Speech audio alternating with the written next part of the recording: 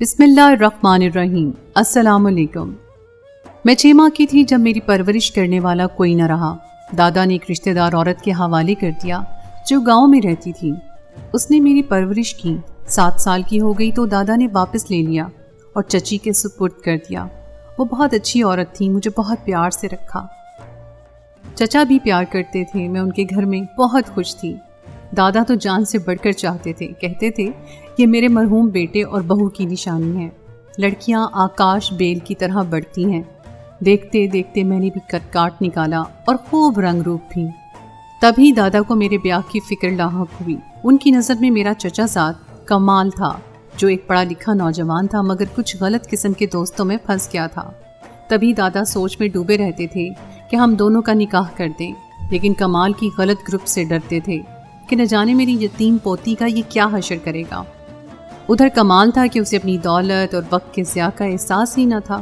لوگ دادا کو ان کے پوتے کے بارے میں طرح طرح کی باتیں بتاتے تو وہ بے حد فکر مند ہو جاتے اور نصیحت کرتے کہ برے دوستوں سے بچو اور فضول خرچی سے ہاتھ روکو، مگر کمال ان کی نصیحتوں کو ایک کان سے سنتا اور دوسرے کان سے اڑا دیتا۔ ان دنوں وہ اپنے ماموں کے پاس رہا کرتا تھا۔ یونیورسٹی میں پڑھ رہا تھا۔ تعلیم مکمل کرنے کے بعد جب وہ ایک روز دادا کے گھر گیا تو میں اسے دیکھ کر حیران رہ گئی۔ بچپن میں دیکھا تھا تب وہ معمولی شکل و صورت کا دبلا پتلا سا لڑکا تھا، مگر اب ایک نوجوان کا روپ دھار چکا تھا۔ اس نے مجھے دیکھا تو وہ دیکھتے ساتھ ہی حیران رہ گیا۔ دادا جان سے کہا میں آپ کا تابع دار اور فرما بردار رہوں گا، میری شادی نسرین سے کروا دیجیے۔ دادا تو پہلے ہی ایسا چاہتے تھے۔ بس ہمارا جھٹ پٹ بیاہ ہو گیا۔ شروع دنوں میں وہ دادا کے گھر میرے ساتھ رہا۔ ہم بے حد خوش تھے۔ جلد ہی کمال زندگی کی یکسانیت سے اکتانے لگا۔ اس کا دل مجھ سے بھر گیا تو اس نے کہا کہ تم فی الحال دادا جان کے گھر رہو، مجھے پشاور جانا ہے، میں آتا جاتا رہوں گا۔ وہ ہر ہفتے آ جاتا، پھر اس کا رویہ بدلنے لگا۔ جب آتا بیگانہ سا لگتا، اسے میرا زیادہ بولنا پسند نہ آتا، میرے ہاتھ کا پکا کھانا بھی اچھا نہ لگتا۔ اب وہ کئی ماہ گھر نہ لوٹتا، شکایت کرتی تو اور زیادہ دن غائب ہوتا۔ میں نے سوچا تھا ہماری شادی ہو جائے گی تو کمال کو اتنی محبت دوں گی کہ وہ بری صحبت سے دور ہو جائے گا اور صرف میرا ہو کر رہے گا، لیکن یہ میری خام خیالی تھی۔ وہ میرے نزدیک رہ کر بھی مجھ سے دور تھا۔ بالآخر میں نے صبر کر لیا۔ شاید عیش پسندی اس کی نس نس میں سرایت کر چکی تھی۔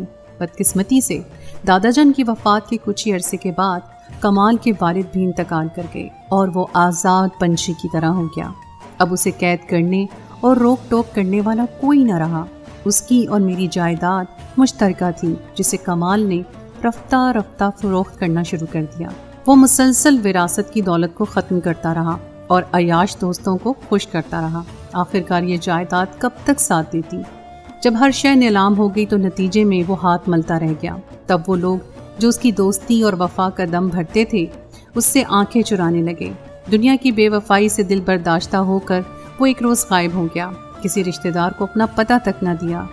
جب وہ چلا گیا تو میں سارا دن روتی رہتی۔ میری حالت پر چچی اور دیگر عزیز رشتہ دار ادھر ادھر اسے ڈھونڈتے تھے، لیکن وہ کچھ کر نہیں سکتے تھے، اسے ڈھونڈ کر نہیں لا سکتے تھے۔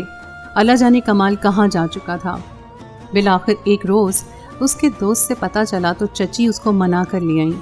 جب کمال کو علم ہوا کہ کچھ زمین دادا جان الگ سے میرے نام کر گئے ہیں تو وہ میرے سر ہو گیا۔ مجھے وہ زمین کے کاغذات دو، مگر چچی نے ایسا نہ ہونے دیا۔ جانتی تھیں کہ وہ اس جائیداد کو بھی فروخت کر دے گا۔ اس بات سے کمال مزید مجھ سے ناراض ہو گیا اور ہمیشہ کے لیے ناتا توڑ کر چلا گیا، اس طرح جیسے کبھی میری زندگی میں آیا ہی نہیں تھا۔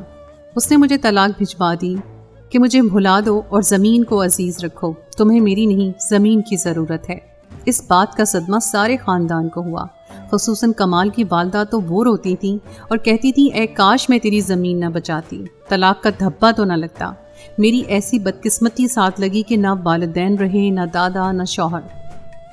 زندگی میں خوشیوں کی آس کمال سے بندھی تھی، اس نے بھی پھونک مار کر محبت کا چراغ بجھا دیا۔ میری زندگی میں اندھیرے چھا گئے۔ اس سے اچھا تھا کہ اس سے میری شادی ہی نہ ہوتی اور عمر بھر کنواری رہ جاتی۔ جب تک چچی زندہ رہی میری دل جوئی کرتی رہی۔ ان کی وفات کے بعد کوئی میرا نہ تھا۔ کمال کو یاد کرتی تھی اور روتی تھی، دل میں کہتی تھی کہ کمال زمین لے لو، اگر تم لوٹ آؤ۔ پھر میری دعا قبول ہو گئی۔ کمال ایک بار پھر آ گیا، مگر میری خاطر نہیں، زمین کی خاطر۔ اس نے کہا یہ میری والدہ کی زمین ہے، اسے مجھے دو کیونکہ مجھے اس کی سخت ضرورت ہے۔ میں بہت خستہ حال میں ہوں، کسی سے مانگ کر نہیں کھا سکتا اور نہ مزدوری کر سکتا ہوں۔ اب یہ زمین ہی میرے جینے کا سہارا بن سکتی ہے۔ وعدہ کرتا ہوں کہ اسے نہیں بیچوں گا، بلکہ اس کے سہارے عزت کی زندگی جیوں گا۔ وہ مجھے طلاق دے چکا تھا، پھر بھی میں اس کو تکلیف میں نہ دیکھ سکی۔ رشتہ داروں کے منع کرنے کے باوجود میں نے وہ زمین جو ساس نے میرے نام کی تھی اسے دے دی۔ اس کے بعد کمال نے مجھ سے کوئی رابطہ نہ کیا۔ اسی زمین کی پیداوار سے میرا گزارا چلتا تھا۔ جب زمین نہ رہی تو میں دانے دانے کو محتاج ہو گئی۔ رشتہ داروں نے مجھ پر دباؤ ڈالا کہ تمہارا کوئی کفیل اب نہیں رہا، بہتر ہے کہ دوسری شادی کر لو۔ دوسری شادی میں نہیں کرنا چاہتی تھی کیونکہ میں کمال کی یاد میں شمع کی مانند پگھلتی تھی، لیکن بھوک بھی ایسی افریت ہے جو محبت کو بھی گھٹنے ٹیکنے پر مجبور کر دیتی ہے۔ ماموں نے مجبور کر کے ایک روز میرا نکاح اپنے بیٹے سے کروا دیا۔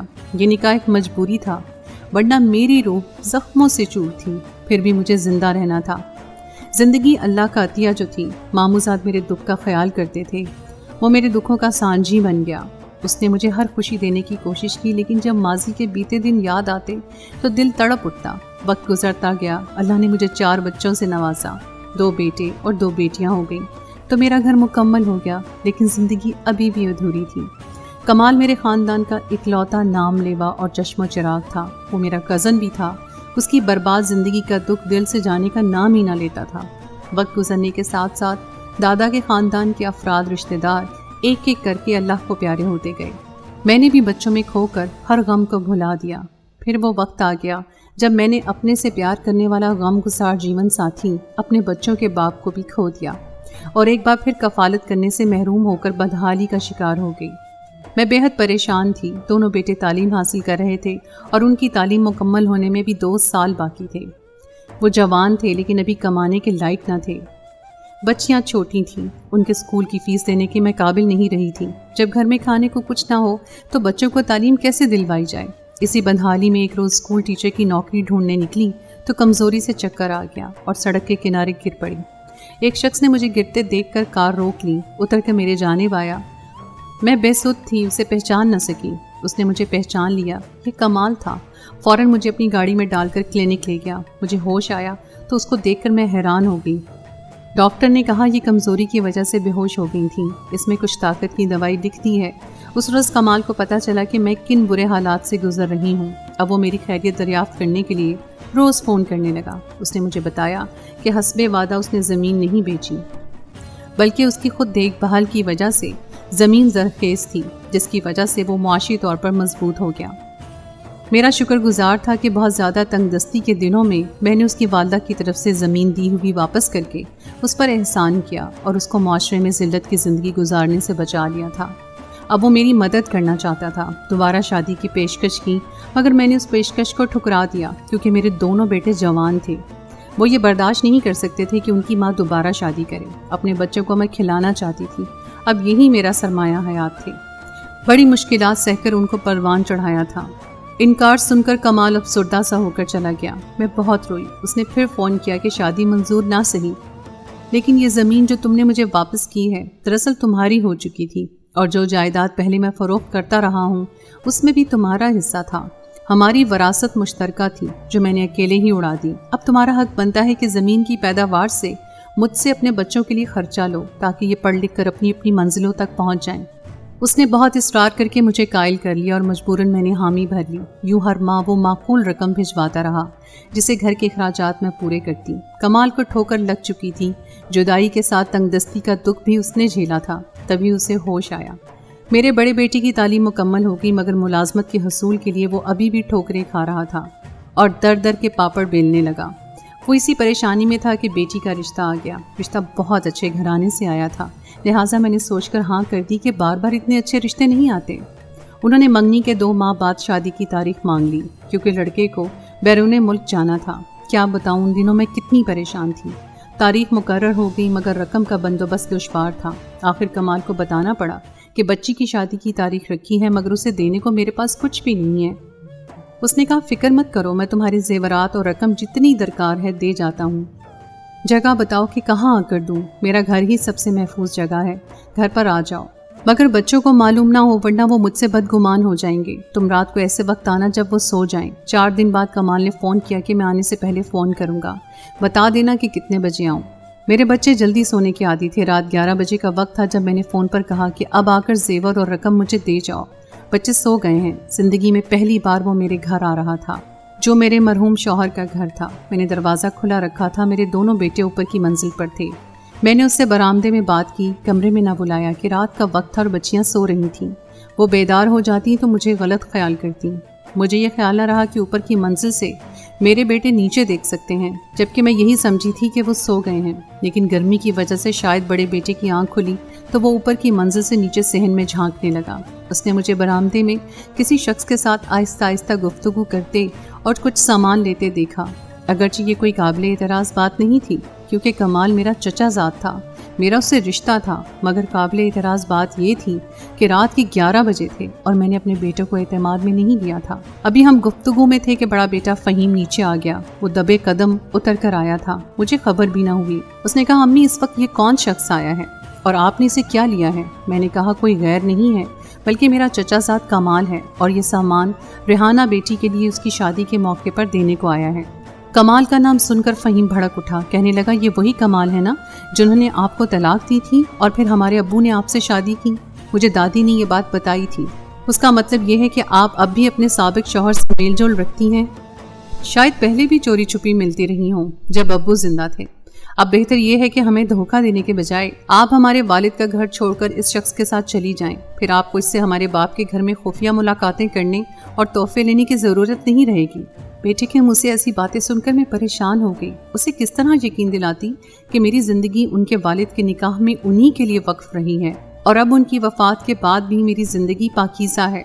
मगर बच्चों में बर्दाश्त कहाँ होती है, ख़ास तौर पर जवां साल बेटों में। फ़हीम का उस वक्त जो रद्द अमल हुआ वो मैं सोच भी नहीं सकती थी। उसने मुझे ये कहकर घर से निकाल दिया कि ये मेरे बाप का घर है, आपके साबिक शौहर से मुलाकातों का मकाम नहीं, इससे कहीं और जाकर मिलिए, बल्कि इन्हीं के साथ रहिए। यहाँ लौट कर आने की ज़रूरत नहीं है, वरना हमारी बदनामी होगी तो हम जीते जी मर जाएंगे। मुझे फ़हीम से ऐसी उम्मीद नहीं थी, जिसे इतने दुख उठाकर मैंने पाला था, कि वो मुझे बाजू से पकड़कर घर की दहलीज से बाहर कर देगा। खामोशी के सिवा कोई चारा नहीं था। शोर होता तो बाकी बच्चे जाग जाते, दूसरा बेटा भी आ जाता, बच्चियां बेदार हो जाती, उन पर क्या असर होता। फ़हीम ने मेरी इल्तिजा को ठुकरा दिया। उसने दरवाज़ा बंद कर दिया और मैं कमाल के साथ गली में खड़ी रह गई। रात का वक्त था। कमाल ने कहा, अब तकरार मत करो, उसका जवान खून है, इस वक्त मेरे साथ चलो, सुबह देखेंगे। गांव के किसी बुजुर्ग को साथ लाएंगे और इसे समझाएंगे। इस वक्त इसका मुंह लगना ठीक नहीं है, वरना ये शोर करेगा और इसके दिल में नफरत का तूफान मंडला रहा है। मोहल्ले वाले इस शोर शराबे पर जाग गए तो तुम्हारी बेइज्जती होगी और तुम बच्चियों वाली हो। इस वक्त तहम्मुल से काम लो। बच्चियों की खातिर ही तो मैं दहलीज से बाहर नहीं होना चाहती थी, मगर संगदिल फ़हीम ने मेरी कोई बात ना सुनी। मैं रोती हुई कमाल के साथ आ गई। जाने मेरी बच्चियों पर क्या गुजरी होगी। फ़हीम ने उसी पर बस नहीं किया, मुझे बदचलन बदकिरदार कहकर मेरी बाकी औलाद को भी बदजन कर दिया। वो भी नफरत करने लगे। बेटियां बेचारी माँ के होते बिन माँ की हो गई। बाद में भाभीयों के जुल्म सहने पर मजबूर हुई, मगर मेरे बेटों ने उन्हें मुझसे दूर रखा, मुझसे ना मिलने दिया। जब मेरा घर न रहा, छत की खातिर आखिर कमाल से मुझे शादी करनी पड़ी और हालात ने वो बात सच कर दिखाई जो फ़हीम ने कही थी। मगर मैंने बच्चों की कुर्बानी देकर बुढ़ापे की पनाह हासिल की। अल्लाह औलाद को समझ दे और माँ बाप को गलत साबित करने से पहले उनकी कुर्बानियों के बारे में सोच लिया करें। तो दोस्तों, ये थी हमारी आज की कहानी। उम्मीद है आपको आज की कहानी पसंद आई होगी। आज की कहानी के बारे में अगर आप अपनी राय का कोई इजहार करना चाहते हैं तो कमेंट सेक्शन में ज़रूर कीजिएगा। और अगली कहानी तक के लिए मुझे इजाज़त दें। अल्लाह हाफ़िज़।